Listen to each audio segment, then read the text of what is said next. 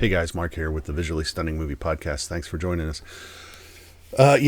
Most mornings I get up and before I start my day, I check the news sites to see what's happening in entertainment. And I normally don't report on it, but this morning was kind of interesting on Variety, especially. So if you head over to variety.com, you can check out these stories. The first one is about John Wick crushing the box office. $73.5 million opening, 100 and ridiculous amount globally, 137.5 million globally. Great opening weekend, wonderful film. If you read my review, you know that I can't wait for Ryan to see it so we can talk about it. It's John Wick is just one of those franchises with a world that you just can't help but be engrossed in. And I think that's really what makes the movies so good. I'm glad to see that this fourth installment, the audience isn't suffering franchise fatigue, which is a word going around Hollywood right now, as you well know. Marvel, DC, cough, cough. But no, if you make good movies, entertaining movies, people will turn out to see them. Craziest thing ever. Another big story that was going around this weekend, unfortunately, was about the star of the moment, Jonathan Majors, who was arrested for allegedly assaulting his girlfriend. Now, it looks like all of those early sensational reports may be wrong, in that his girlfriend has recanted what happened. There are things coming out about how this was a mental health call. Police had to make an arrest. She might have hurt herself. That's not really clear from this reporting. But, we've got witness testimony from a driver, onlookers, people with no dog in this fight, 2 written statements from the woman who's recanting the allegations. So we'll see what happens. Hopefully this is just a big case of someone having a mental health episode, which hopefully they get help for. And a sensationalist press just trying to get clicks, to drive traffic.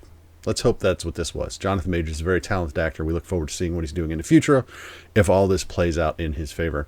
The next story is actually one I wouldn't normally talk about because I don't care about PETA, because people eat tasty animals. I'm not a vegan. I eat meat. I love meat. But what I do want to comment on this story is PETA is condemning a horse death on the set of The Rings of Power. Apparently, during exercising before they started shooting on season 2, a horse had a cardiac arrest.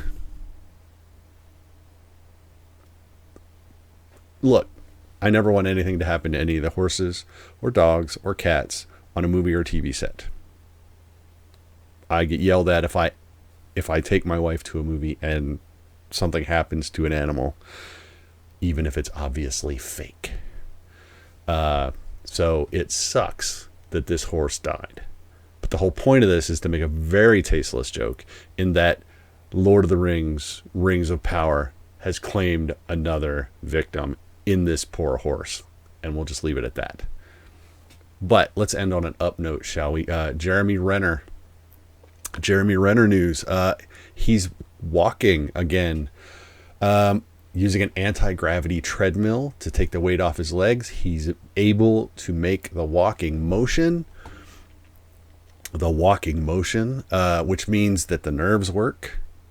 The muscles are present and functional, but will need to be rebuilt up in terms of strength, as will the bones. Obviously, that's why they're keeping the weight off of them, so those bones have time to properly heal.